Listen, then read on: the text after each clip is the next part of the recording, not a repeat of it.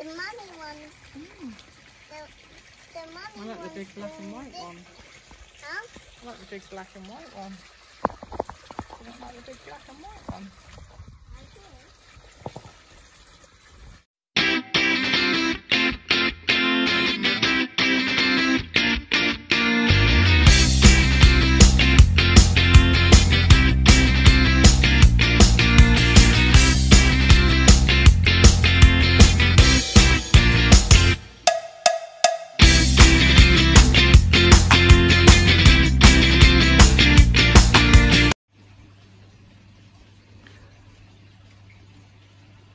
I just realised that I'm not actually showing the garden at night time.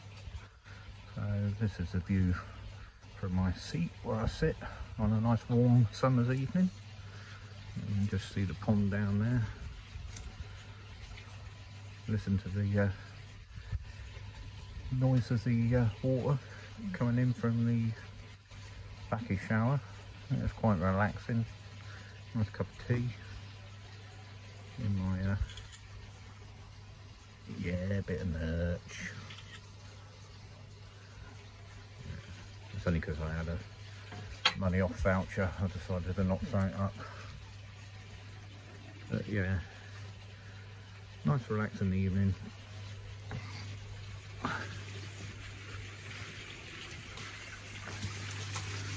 don't know whether we can see down into the water at night.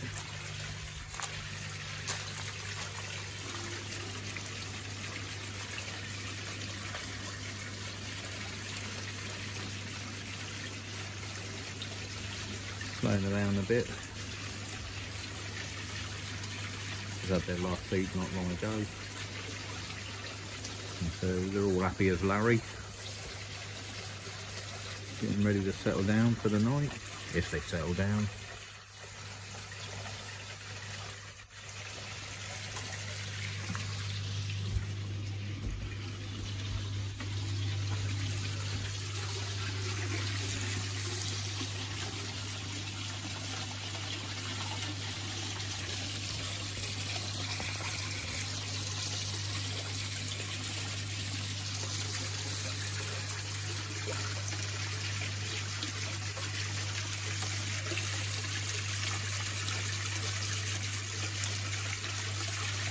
Quite lucky with the neighbours. Nobody's complained about the sound of the backy shower. In fact, the next door neighbour says they quite enjoy it. They lie there and they can hear it. Open up the windows and they find it quite relaxing as well. One of them things that I suppose they say, the sound of water. Just make out the new addition under there to the garden ornament.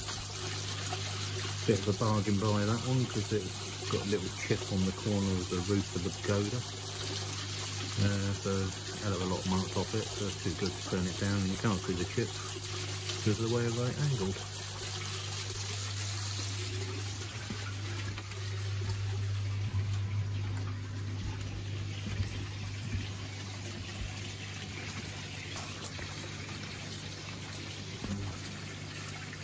Have to pick up whether it's your sort of thing or not is your opinion. I quite like it. We'll have a look at a proper garden. It's a proper looking daylight of all the plants and everything tomorrow, and the fish tomorrow. Alright guys, enjoy your evening. You don't like the big black and white one? I do. You didn't know that?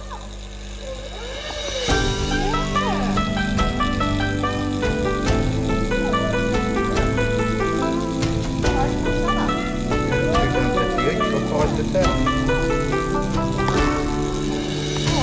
Nice little shear rope there.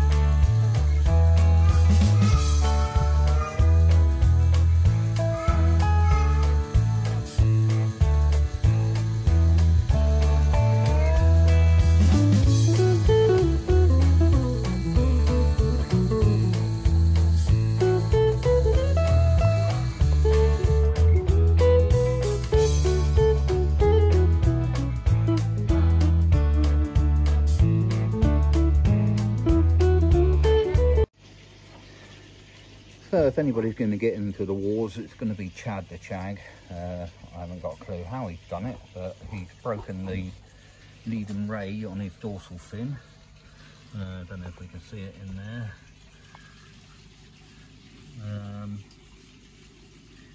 So I'm just going to put him under. I've got a few drops of koi calm in the water there. So I'm just waiting for him to go over. I'm going to have a little look. Get him out on a wet towel have a little look. Probably won't cut off the broken bone. I'll probably just treat it with a bit of ulcer swab and some Tamidine and put him back in, and hopefully it should sort itself out. I just want to prevent any infection from going in. So I'm just waiting for him to go over, and then we'll get him out on the towel and have a look.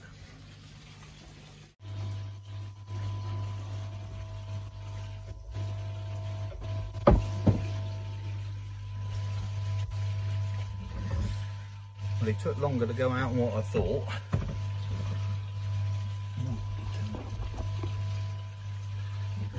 So it took a lot longer to go out than what I thought. So I'm going to have to do this quick because I don't know how long he's going to stay out for. So I'm just going to get a cold.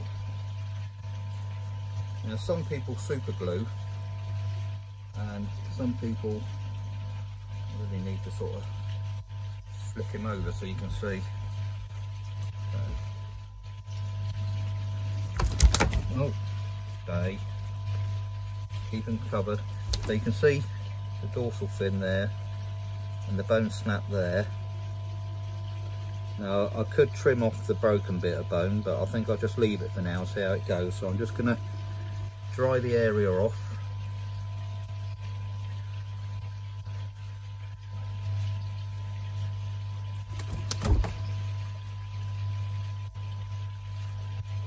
As best I can.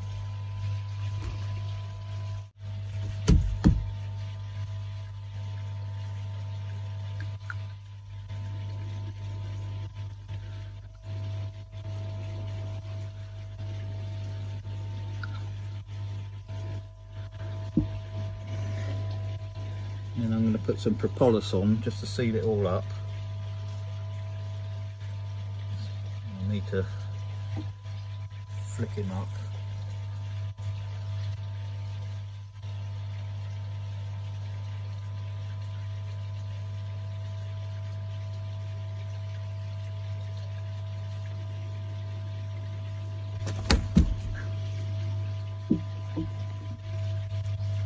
As you can see, he's not out properly. He's been under for ages. I don't think my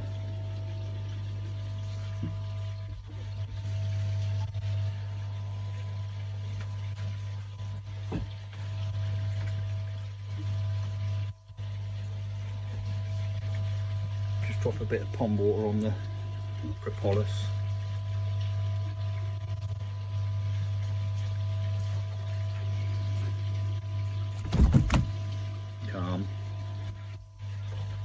Right, we're getting back in the pond. So we're getting back over in the pond.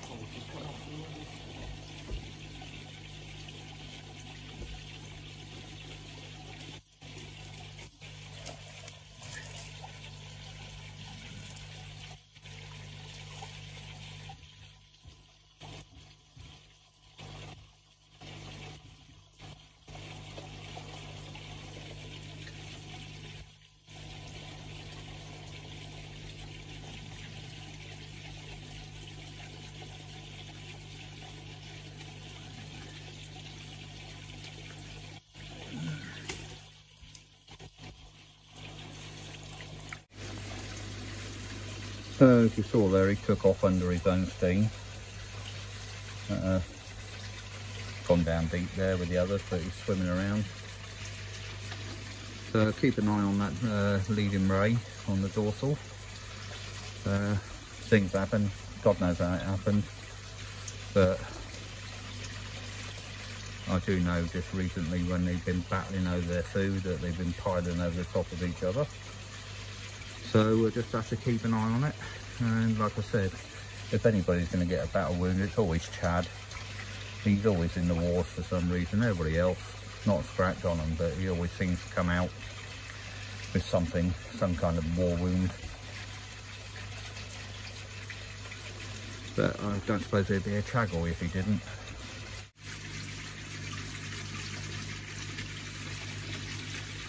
Oh, the joys of koi keeping.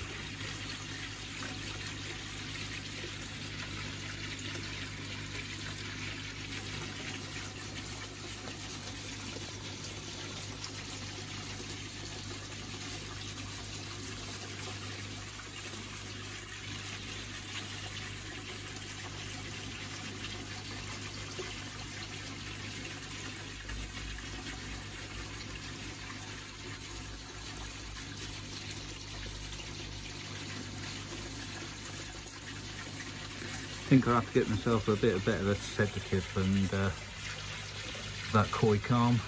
It doesn't seem to knock him out fully. I mean, he was in the bowl with the correct dosage there for 20 minutes before he went over into that state.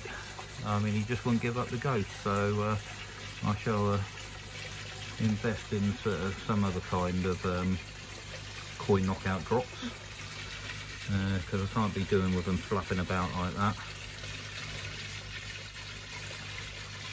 You know, been all well and good if I didn't have to actually cut the ray or try and super glue it.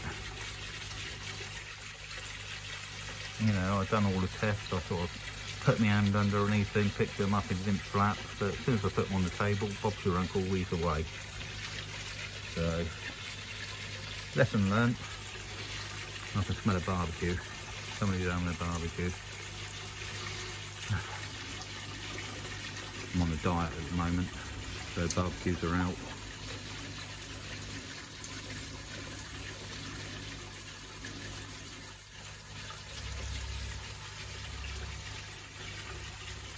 Right, get back to it. We're going to get Chag out again and attempt to do something better to his leading ray on his dorsal fin, but just looking at him just a minute ago, it doesn't seem to be too bad, so I think I'm just going to leave it, see how it goes. Last time I got him out, I didn't anaesthetise him very well. He didn't go under as well as I liked. I have got some more stuff now. I've got some different stuff that hopefully will work a bit better. But like I said, his leading ray don't seem too bad. It don't seem to be infected, and I think it's best just to leave alone. Obviously, if he starts catching it on things, then I may have to sort of like either try and super glue it or just remove the broken tip back. I don't really want to do that. So I thought I'd get these two out in the bowl. Now, excuse the mess. Kujaku just here. A bit stressed, so she started bleeding from the gills, which isn't uncommon. So if you do get a fish out and bowl them up one time and that lot, and you start seeing blood come out of the gills, don't overly panic. It's one of them things that sometimes happen as the fish gets a little bit stressed out. So yeah, I've got this Kujaku. Yeah, and I've got this Atsuri here. The two that I was on about moving on, and this is mainly for another YouTuber who said he might be interested. But just for you guys out there as well, just have a little look.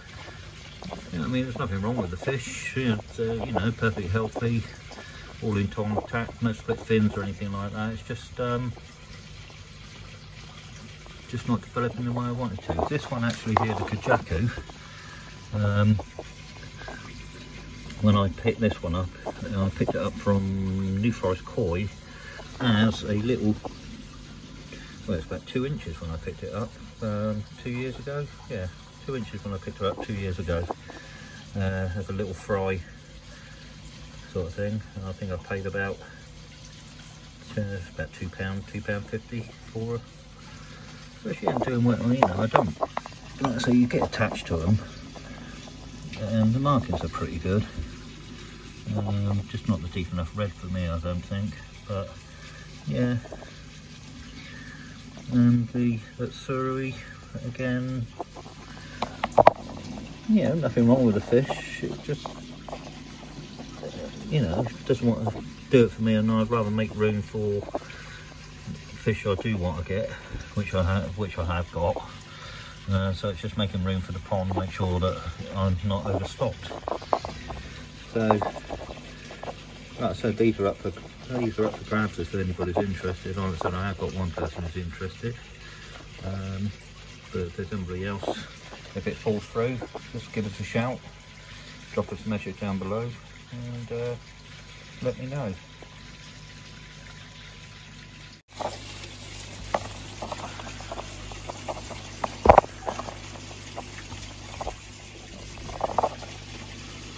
So my little tanky, tankies just down there, they're a bit spooked, so I'll just have the net in just a little while ago, getting those other two out there. See if they come back in a minute. But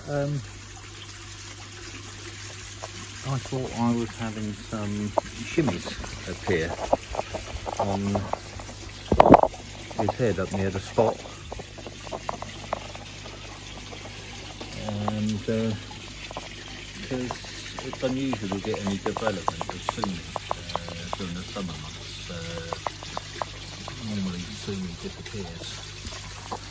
It gets weaker in the summer, in the warm weather, and it sort of like comes out again in the winter, in the cooler temperatures.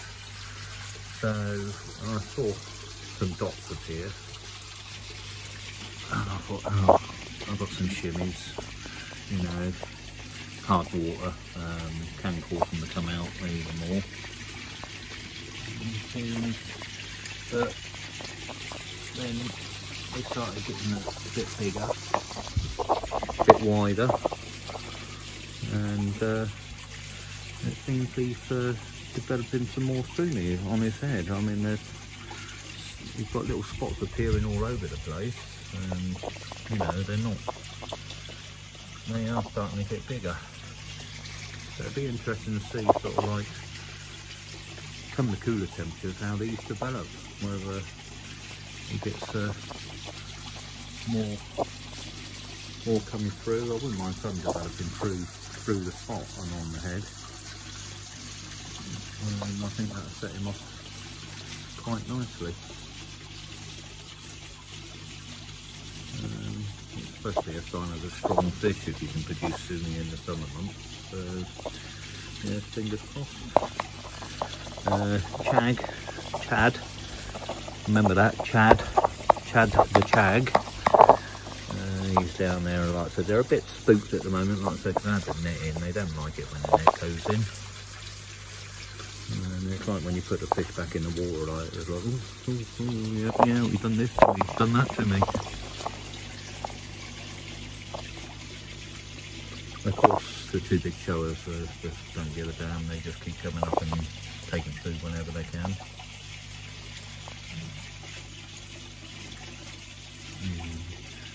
But yeah, Chad the chag, as I said earlier, I was going to get him out and actually do something more to that fin now. I've got some proper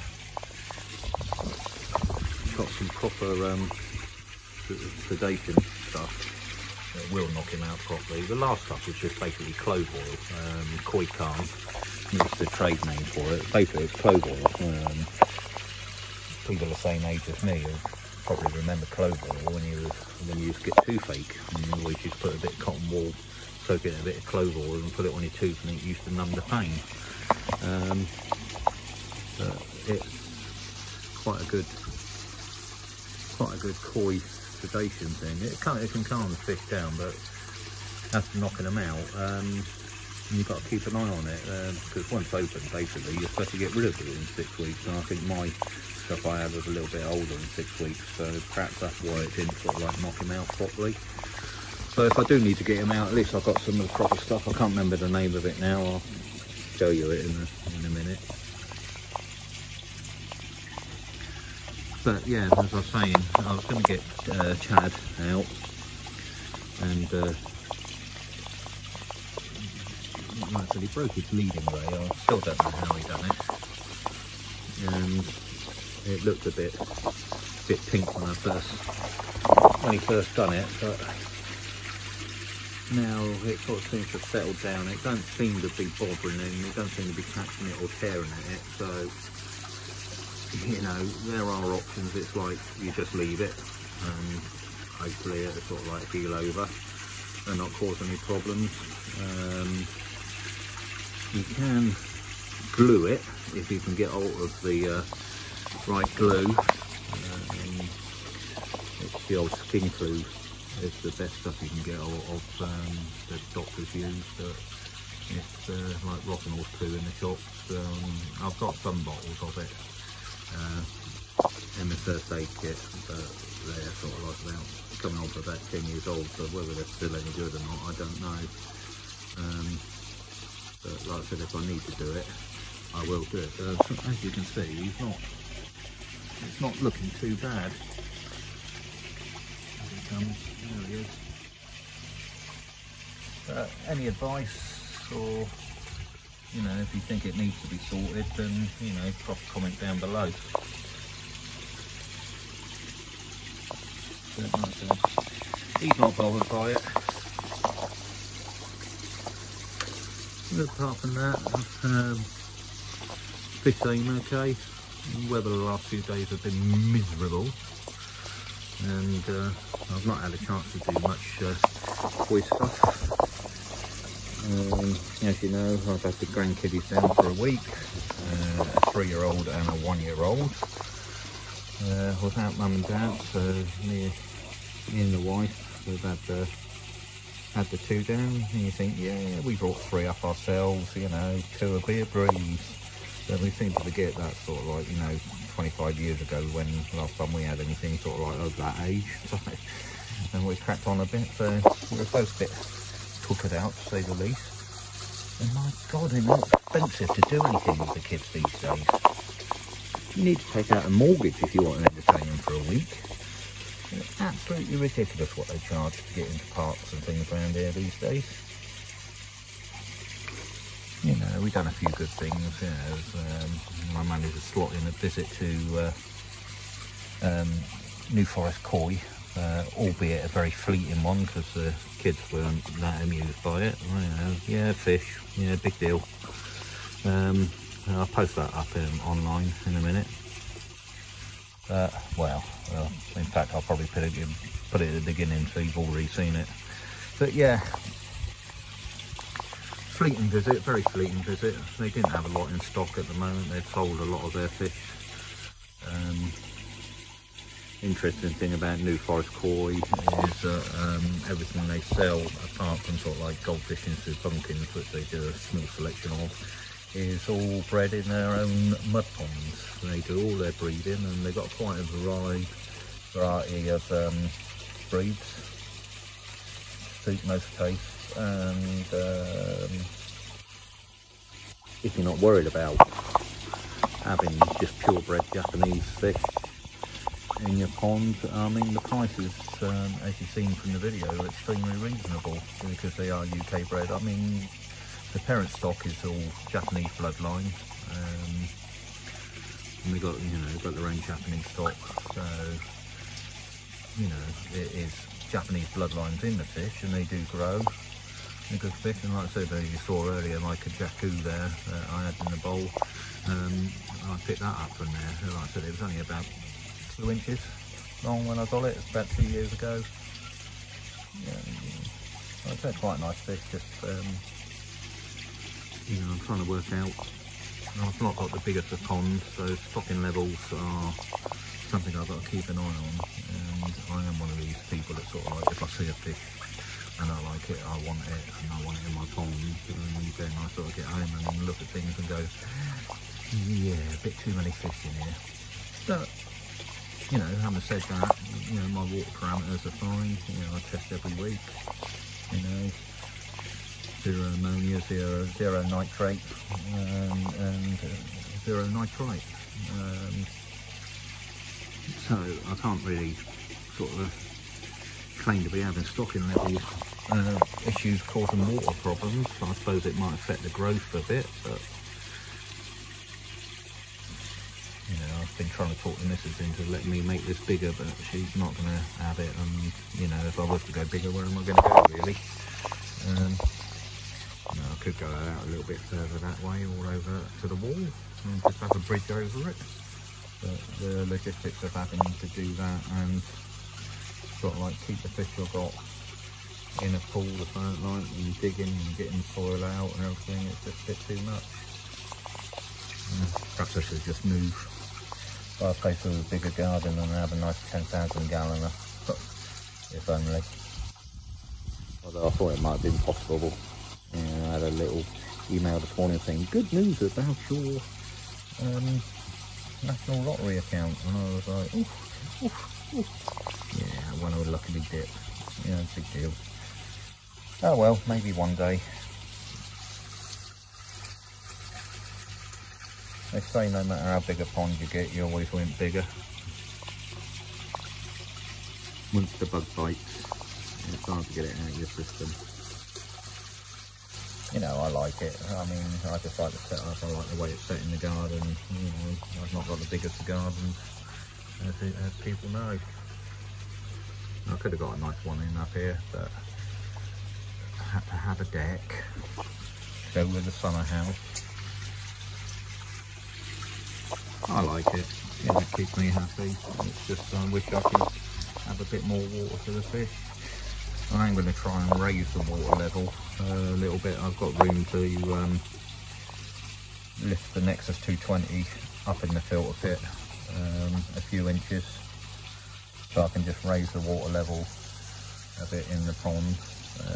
Not to give me extra water, just to just bring the water level up, to set it off a bit better, and get the skimmer flowing a bit better than what it is.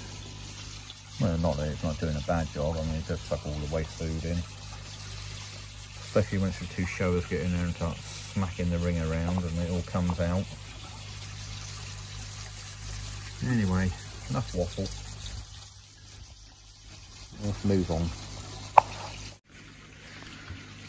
So, the Agipanthes just about done.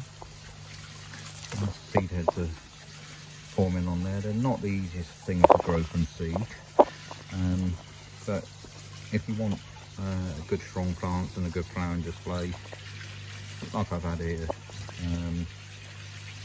next year, what you need to do is, once they finish flowering, rather than let them set the seed, if you actually cut the stems off quite low to the ground, just leave a couple of inches sticking up and that lot, then all the energy will go back into the roots of the plant, and they'll store that up ready for next season.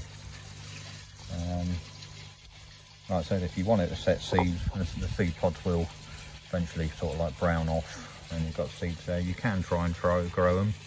Like I said, they're not the easiest things to grow from seed, but we'll get them cut down. I'm not going to bother with the seed pods. A few have broken off and dropped. But I'm going to cut mine off so I can get some good flowering going. More lobelia there. I've had to tie up because he's going all floppy because the flower stems are starting to wilt. But happy days. Got a good display of flowers on them this year. Well, it's the first year I've had this particular variety in. That normal red cardinal lobelia over there. He's doing his business. I said the other day about the wasps stripping off the bark, and you'll see down there they're still at it. Gorgeous colour red flowers, and got some coming on this one here. Hello, fishes. Hello.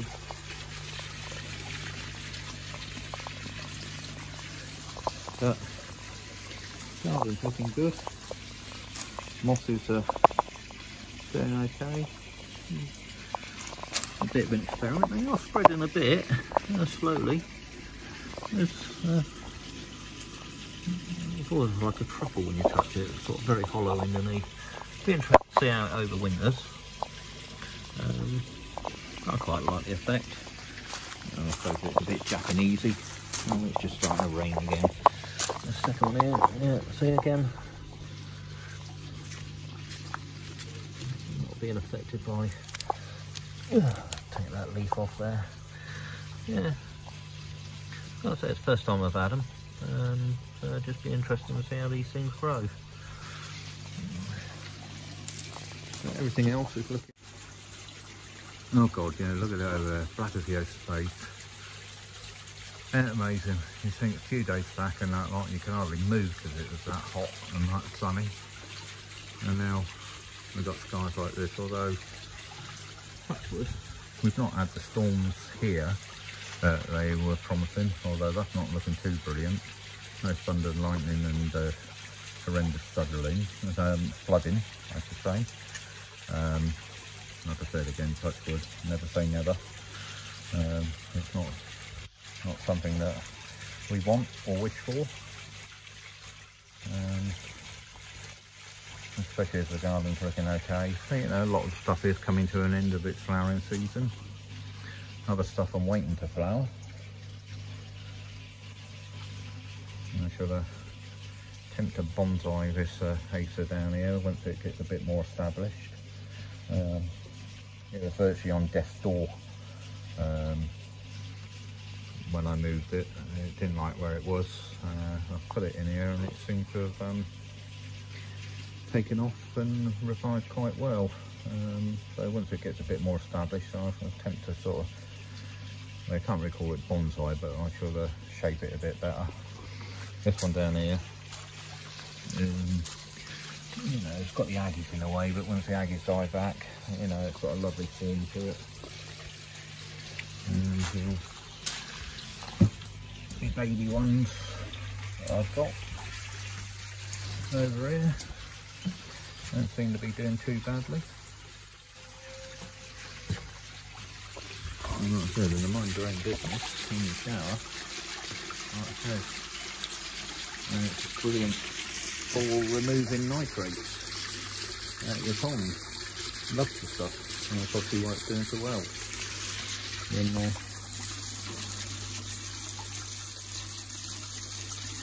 Anyway, it's just starting to rain a bit heavy, so I'm going to go on inside and have a cup of tea. I'm just trying to be a little bit creative in my photo shooting here.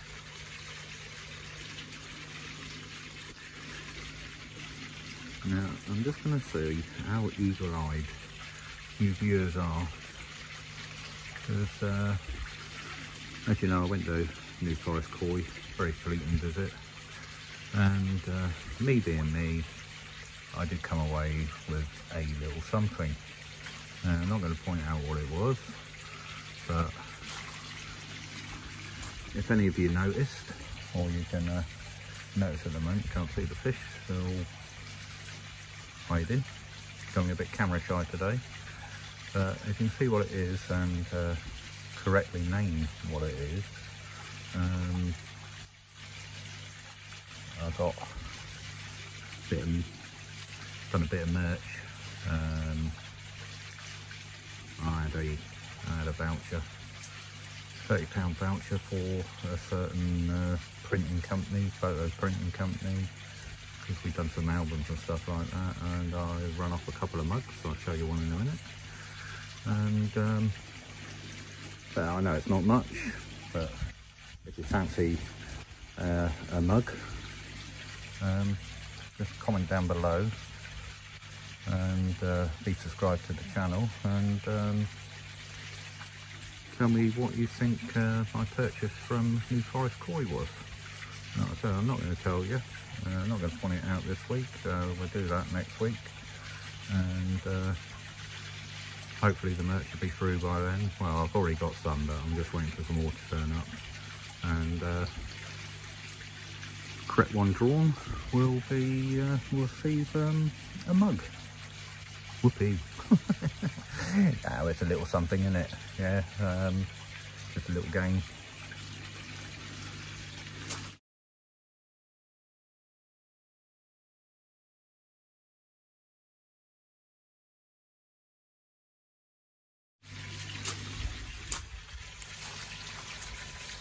But yeah, here's your last chance.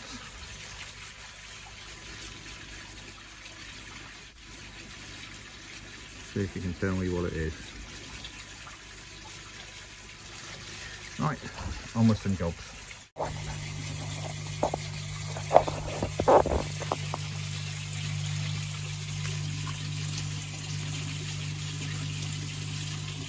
So yes, the water's looking a bit murky, but that's deliberate as I put my clay in. Seen a lot of people posting on social media about clay, and there's been a few videos on YouTube talking about clay. The benefits, or does it have any benefits? And sort of like urged me to go into it a bit more in depth. So just have a little talk about clay. It won't take long. Just to explain what I believe it does and what the manufacturers say it does.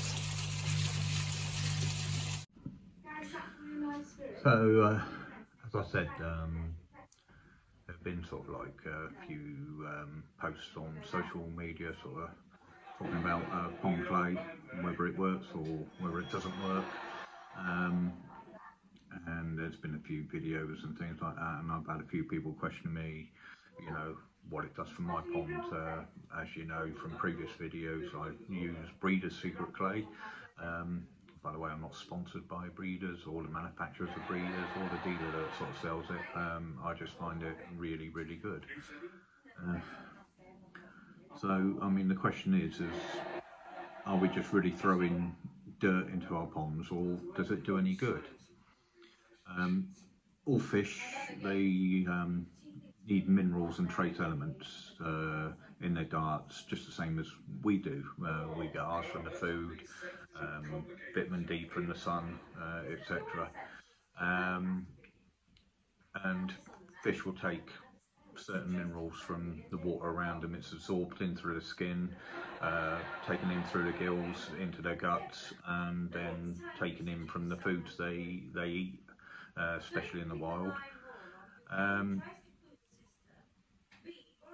Because we keep koi in artificial environments, we use filtration, and we have sort of like a mechanical filtration which takes out the solids and everything like that. Then we have the biological, and in that biological we grow beneficial bacteria, or good bacteria, or however you want to call it. And now this bacteria will take just as much minerals and trace elements from the water as what the fish will do. For every 1 milligram of ammonia, filter bacteria needs 7.2 milligrams of carbonate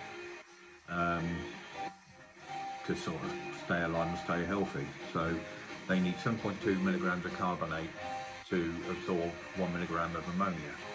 So that gives you an idea of how much it will take out of your water. Now, when we first fill our ponds up, unless you're running it through a complicated filter dechlorinator, you know, 93 billion stage dechlorinator or something like that. If you're just running it straight out of the tap and then adding some treatments and dechlorinator liquid, and that, like, your pond's full of minerals still, whatever you've got in your tap water. Even though your tap water is filtered to a certain extent, it still contains some of the minerals. But this is very quickly used up once you introduce fish and once your filters start to mature. So this is where clay can come in. There's two different types of clay that are suitable for ponds, and come under various different sort of like manufacturers' labels, but it's basically two different types of clay. I hope to say this right. There's montmorillonite and bentonite. They're both named after from when they first discovered. Bentonite basically is formed from volcanic ash, and it actually contains a large amount of montmorillonite. Now, if you believe the literature and the labels on the packaging and that lot, they can contain between 16 and 78 different types of minerals, including calcium, magnesium, potassium, manganese, sodium or calcium carbonate, and iron. We'll come back to this later on. So, is it of health benefit to your koi? Well, koi, just like us, they have an immune system, and that relies on essential vitamins and minerals and trace elements to work correctly, just the same as us. Now, in the wild, carp will sort of like swim along on the bottom, all the detritus builds up, and you get a natural ecosystem with sort of like bugs and little creepy crawlies and the leaves and detritus sort of break down and release, you know, rot away, but it releases minerals into the water, and because they're vast expanses of water, it doesn't sort of like pollute. So the koi will rummage through this and they will find everything they need, sort of like in their diet and in their surroundings. But again, because we have an artificial environment, and we don't allow ponds to get dirty like that, you know, we hoover them up, we've got bottom drains, filters and everything like that. That so-called ecosystem that you can find in the wild doesn't exist.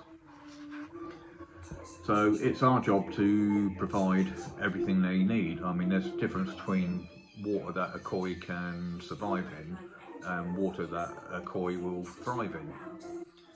And clay replaces the lost minerals and elements, especially if you run to chlorinated units. Like I said, you can have a trickle in, trickle out, but if you're going through the chlorinated unit, you're taking out a lot of the minerals and the heavy, you know, the metals and trace elements and everything like that, but the fish do need. So all clay will increase the pH slightly and the water hardness, but as long as your pH is stable, then this shouldn't cause any problems. You should be okay. Calcium is found in bentonite clay, and it's very essential for the strong bones and the scale development, and it's also a catalyst for enzyme action and other metabolic actions. Calcium bentonite is also has what scientists call a negative electrical charge, and can be thought of as little magnets attracting positively charged impurities in the water, and because it's heavier in water, they sink to the bottom, get sucked into your bottom drain or pumped up through your in pond pumps through to the filters, where they're dealt with and disposed of. So free radicals, heavy metals and toxins, sort of like some of these positive charged ones, that all get removed from your water, and also heavier, larger lumps of detritus and stuff like that are also attracted to the clay particles and are again disposed of by your filters, so it leaves your water clearer.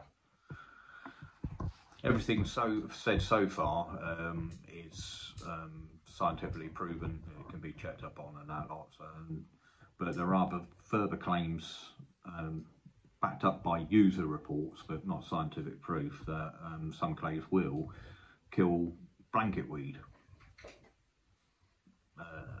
Whether it does or it doesn't, I can't vouch for that one way or another. It's just, like I said, it's what some manufacturers claim, and people who use it have reported it happening. They put the clay in, one day come out the next morning and all the blanket weed's dead. So who knows? But the main reason a lot of koi keepers use clay is for the gloss and the improvement in the colours on their koi, and the visible skin quality improvements. I'll vouch for that. I've seen the improvements when I've been using it, and the colours were always pretty good. So that's one thing I'll say. But as with all things koi, there are haters and there are lovers, and it's down to each individual to make up their mind. I personally, you know, like the clay,